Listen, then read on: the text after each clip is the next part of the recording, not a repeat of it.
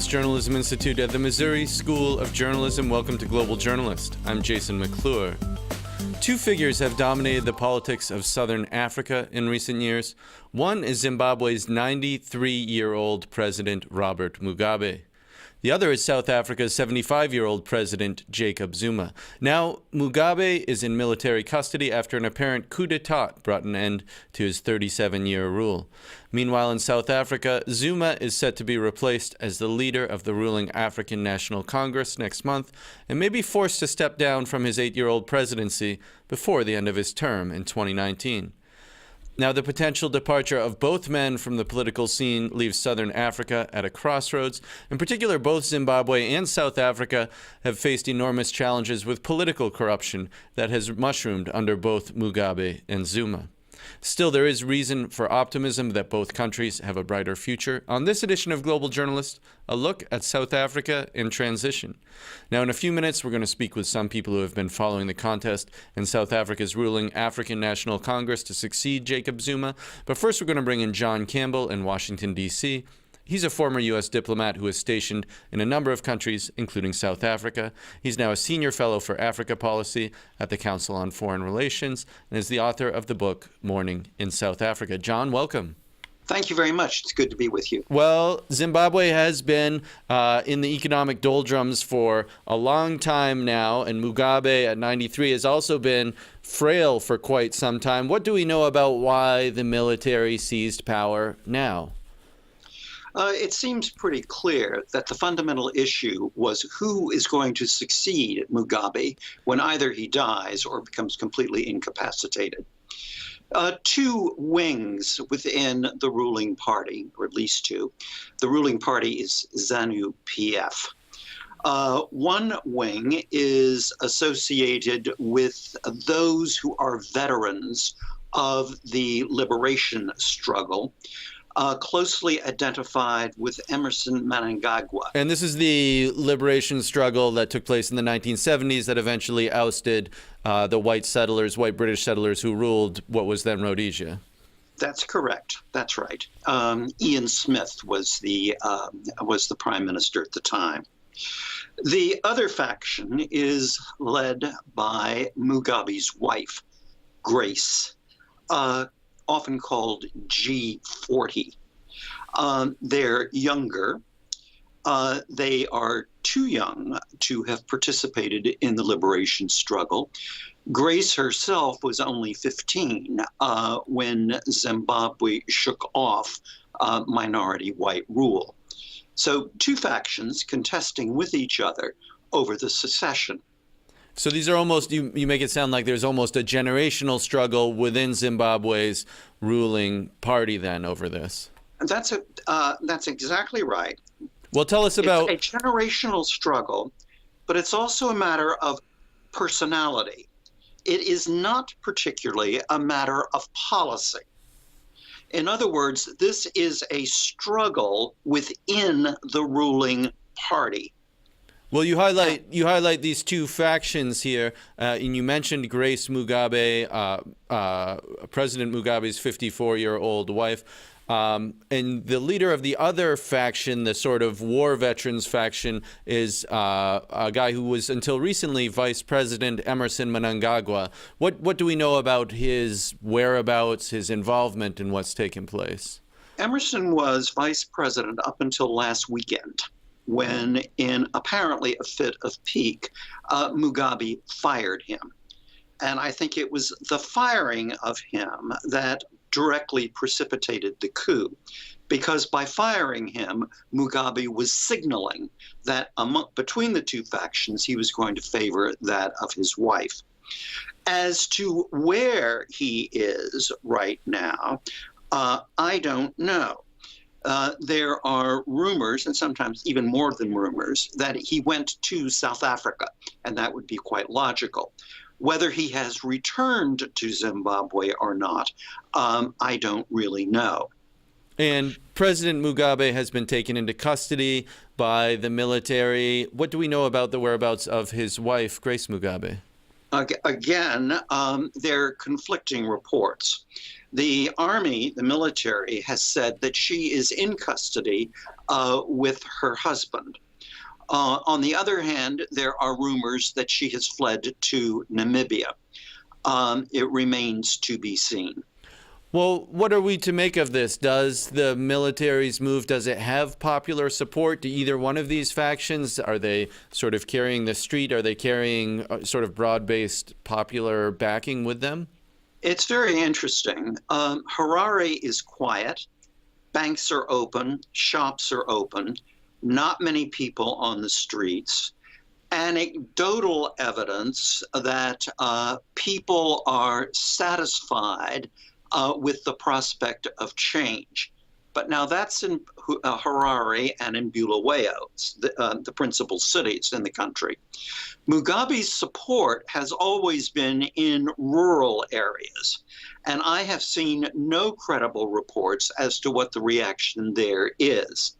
I do find it interesting that thus far there has been no military there's been no fighting on behalf of Mugabe. And in fact, up to now, this coup has been relatively peaceful. So in other words, there don't appear to be divisions within the army over who is going to be loyal to President Mugabe and who is going to be loyal to the coup leaders. Who are the leaders of this coup? Well, the nominal leader of it is the chief of the army. And when the chief of the army gave a press conference earlier in the week, in effect threatening to do what eventually they did do, which is intervene, he was accompanied by no less than 90 senior military leaders, a good indication that the military is indeed united. Well, our time does grow short, but John, could you tell us what has been the international reaction to this? What have sort of Zimbabwe's regional partners said about this coup? What has the United States and Western countries said? The regional partners, the African Union and the Southern African Economic Community, both are on record as opposing coups. Of course, those that carried out the coup are denying that it was a coup. In the United States, the State Department has issued a, to my mind, rather wishy-washy statement, essentially calling for restraint and the protection of constitutional liberties. Members of Congress have been a bit blunter. What they, in effect, have been saying, those that have commented publicly, is that the removal of Mugabe is a very good thing indeed. The way he was removed, however, was unfortunate. And generally, what members of Congress do is go on to say that a transitional government should be established as quickly as possible that will move the country towards democratic and civilian government. Well, John Campbell, thanks so much for joining us. Thank you. A reminder that this is Global Journalist. On today's program, a look at the future of Southern Africa as Zimbabwe's President Robert Mugabe is toppled by a coup d'etat and South Africa's ruling African National Congress prepares to choose a successor to President Jacob Zuma. We just spoke with John Campbell of the Council on Foreign Relations. To expand our discussion, we're going to bring in three other people who have been tracking the region's politics closely. Joining us via Skype is Stephen Friedman, a political scientist at the University of Johannesburg. Also in Johannesburg is Stembile Sile, a reporter for City Press newspaper in Johannesburg. And finally, we're joined by Gareth Newham. He's the head of the Justice and Violence Program at the Institute for Security Studies in Pretoria. Welcome to all of you. Stephen Friedman, if I could start with you. President Zuma in South Africa has been fairly supportive of Zimbabwe's government, of President Mugabe over the years, despite the economic crisis there, despite well-documented human rights abuses.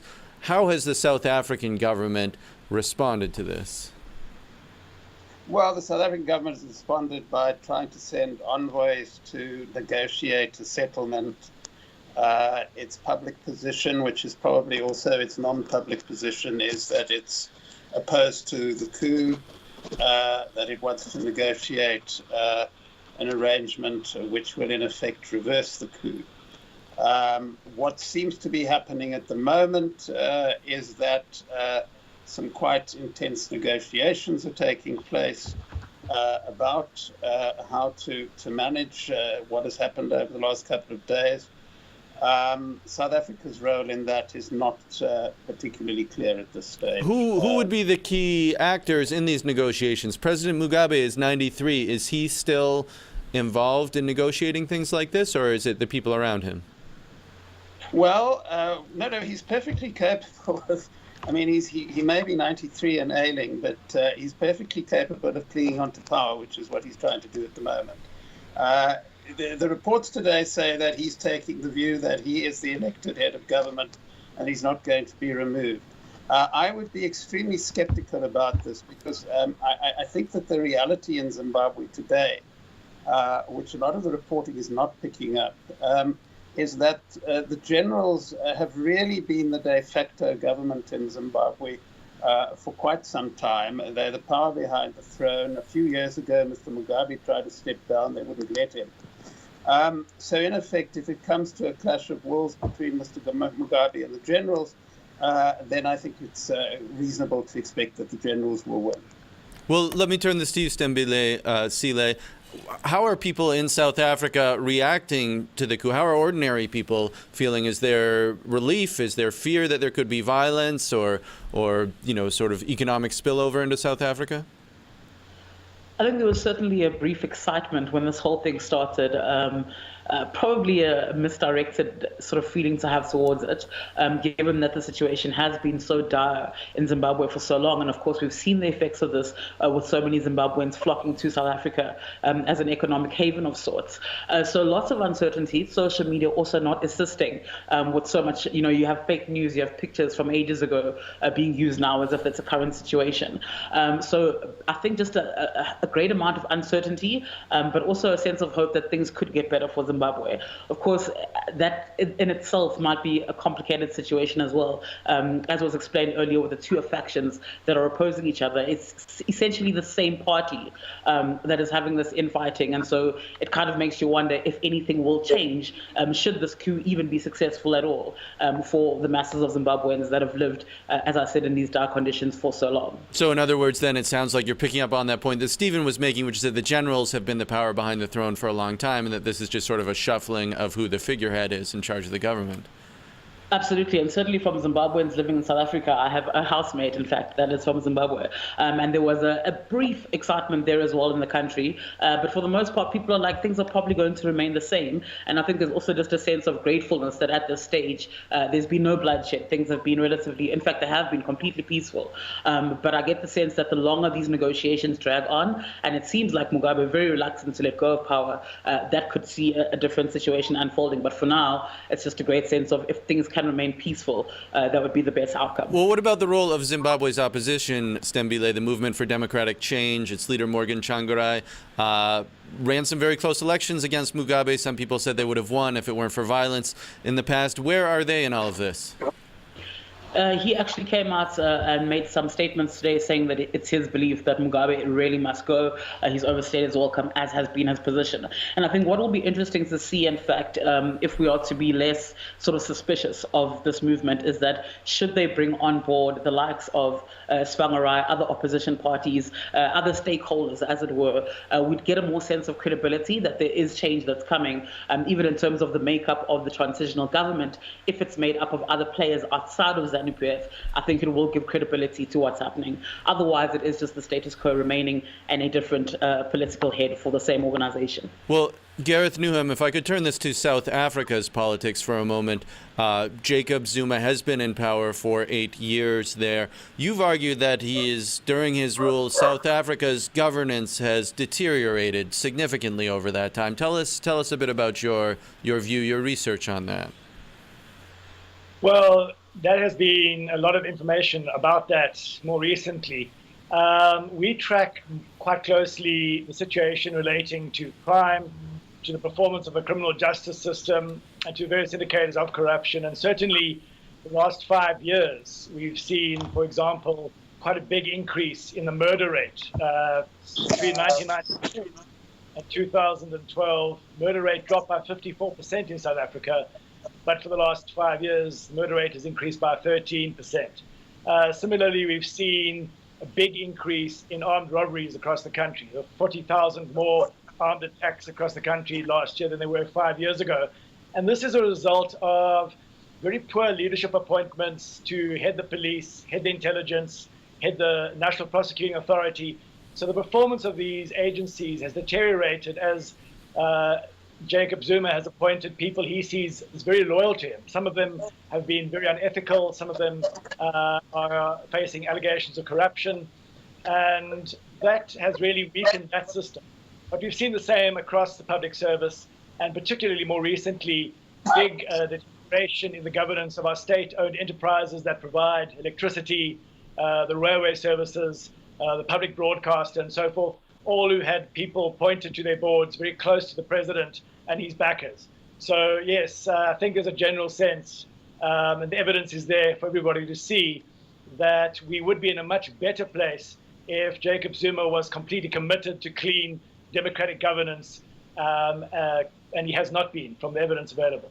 Well, Stephen Friedman, there was a report this year that got a lot of attention in South Africa, around the world, that said Zuma had allowed the South African state to be captured by business interests close to him, if you will. In particular, this one family, this Indian immigrant family named the Guptas. What was the significance of this report?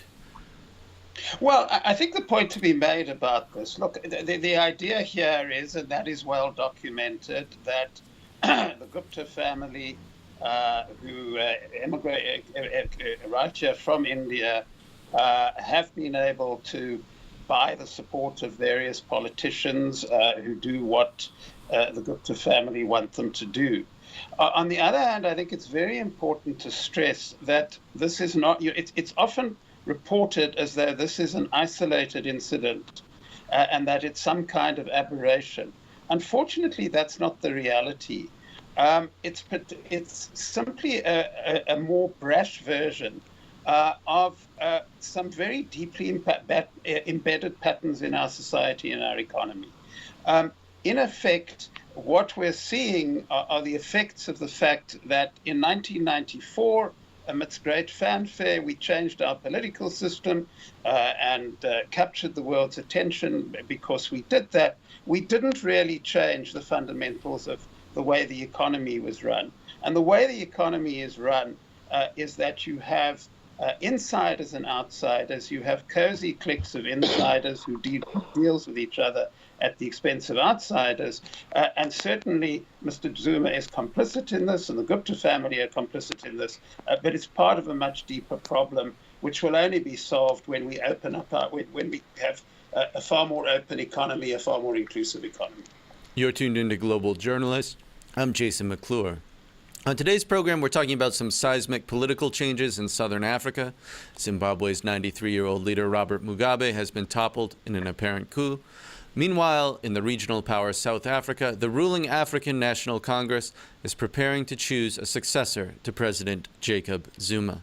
We're joined by Stephen Friedman of the University of Johannesburg, Stembile Sile of City Paper in Johannesburg, and Gareth Newham of the Institute for Security Studies in the capital, Pretoria.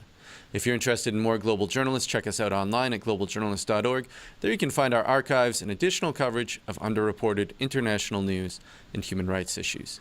You can also like us on Facebook, where we live stream, follow us on Twitter, subscribe to the podcast on iTunes, or see our videocast on YouTube. Let me turn this to you, Stembile Sile. The ANC is scheduled to have this big party meeting next month where it will be decided who will succeed Zuma as party leader and presumably become president of South Africa either in 2019 or possibly before. Tell us about one of those people. It's actually Jacob Zuma's ex-wife, Nkosazana Dlamini-Zuma. She's held a number of cabinet posts in previous governments. What is her appeal? Very correctly, as you stated, she's held a number of positions in cabinet. Most recently, though, she was outside of the country as a chairperson of the African Union body. So previously she was in the previous administration under President Thabo Mbeki. That's where she served in those numerous cabinet posts that you mentioned, Minister of Health, Foreign Affairs, amongst them. And so I think initially her credentials spoke for themselves. There was, this idea around her that she could be someone that is credible, that could be a great leader.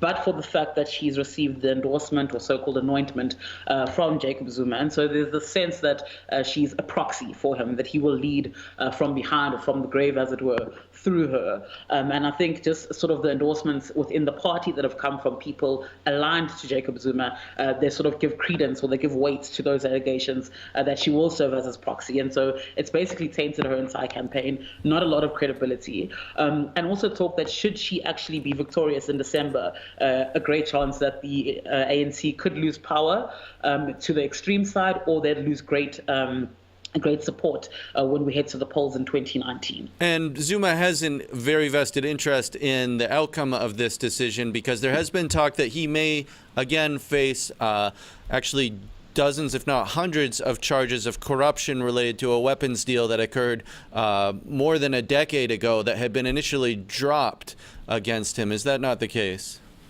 18 charges, 783 counts in total. And so the reports, or what we understood for the longest time, has been that he's chasing presidential pardon. And so if he has someone who he has this bond with, his former wife, they have 4 children together as well, so that relationship is there, is that he would then be exempt. He could receive some form of amnesty perhaps, and he would avoid some sort of jail sentence going forward. So he'd be protected in that sense. And that's why he then chose Dr. Dlamini-Zuma as his successor. Well, Gareth Newham, one of the other contenders is, I guess, one of the richest men in South Africa, Cyril Ramaphosa. What do we know about him? Well, he was President Nelson Mandela's favorite choice to succeed him back in 1999, and Thabo Mbeki managed to outmaneuver him and become the new president following Nelson Mandela. This led Cyril Ramaphosa to leave politics and go into business, where he managed to amass a large amount of wealth, become very wealthy. He then joined Jacob Zuma's campaign to extend his presidential rule of the ANC back in 2012 on condition that he was the deputy president, and became the deputy president of the ANC and the deputy president of the country. And he is therefore one of the big contenders to replace Jacob Zuma. His camp have argued that he is not corrupt, or there's no known allegations of corruption against him, that he was part of leading the team that negotiated our constitution, and that he would be the kind of person that would be able to bring back the vision of Nelson Mandela to the African National Congress and improve situation in the country. So he's the main contender against, of course, Dlamini-Zuma for the presidency of the ANC in December this year.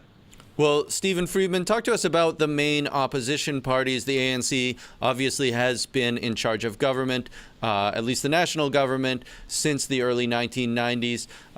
What is the role of the main opposition parties? Is there an opening for them to either win a coalition or make significant gains? Well, for a variety of reasons, the opposition parties are not really in a position to hugely increase their support themselves. They have been doing rather well recently because of the travails of the African National Congress.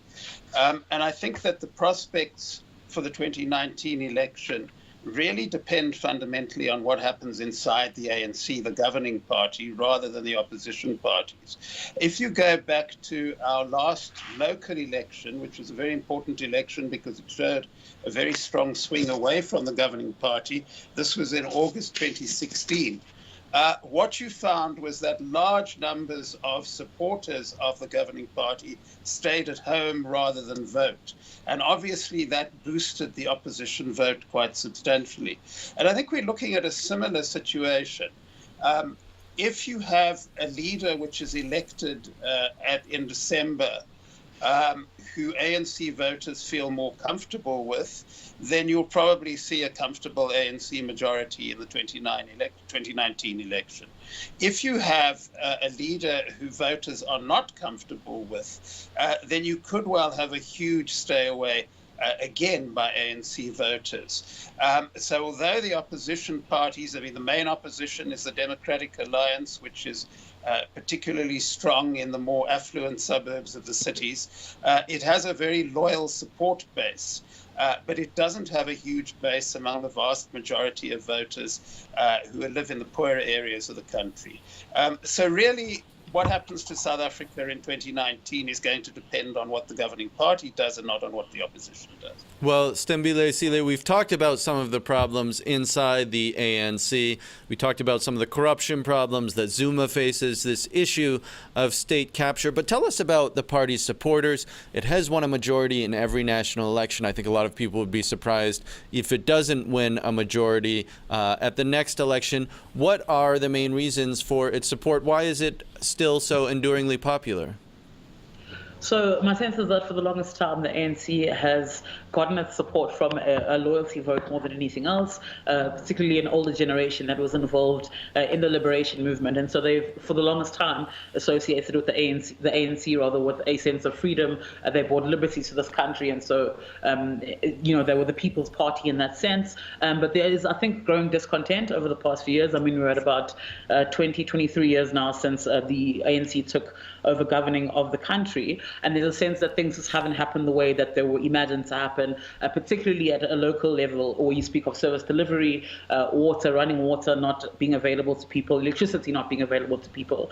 And then you have these scandals also around the president and other leaders that have kept quiet and in that sense have been complicit in the degeneration of the ANC, certainly from a moral perspective, with these charges of corruption that we've spoken about. And so people that once were sort of, I don't want to say they were, automatically voted for the ANC in the sense that, they didn't really think too much about their vote. Now there's a number of considerations. There's reports that are coming in daily about state-owned enterprises not being run well, corruption, infighting within the party, and all of these things I think are culminating. And voters are like, actually, maybe we should start looking at our other options. Also, the rise of something like the EFF. I mean, they don't have a really great, significant voter base at this stage, but they come from the ANC, first of all, so they speak the ANC language in that sense. But also, it's an alternative where there hasn't been one before. And so there's a number of factors that I think that are leading voters to think, actually, we can do something different, and we will. Either we stay away because there is no alternative, or we gamble and give our votes to someone else because the ANC just not doing what we thought that they would do. And Gareth Newham, our time grows short in just about 30 seconds. Give us your perspective. Where do you see South Africa 3 years from now? Where do you see Zimbabwe? Well, I would like to see South Africa recovering from a period of high levels of corruption, which dampened the economy.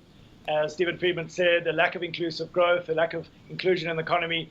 So I would like to see a situation in which we have a political party that is able to bring South Africans together, change the structure of our economy, bring more people in out of poverty so that we can see a brighter future. That's what I hope. But of course, I can't read the future, so I won't be able to say what will actually happen. We'll have to wait and see. That's all for this edition of Global Journalist, a production of the Missouri School of Journalism and KBIA Mid-Missouri Public Radio. Many thanks to John Campbell, Gareth Newham, Stembile-Sile, and Stephen Friedman for joining us. Our assistant producers this week are Juan Choi, Lexi Churchill, and Samantha Lucas, with supervising producer Rachel Foster Gimbel. Elisa Blyle is visual editor, Aaron Hay is audio engineer, and Travis McMillan is director. For all of us at Global Journalist, I'm Jason McClure. Thanks for tuning in.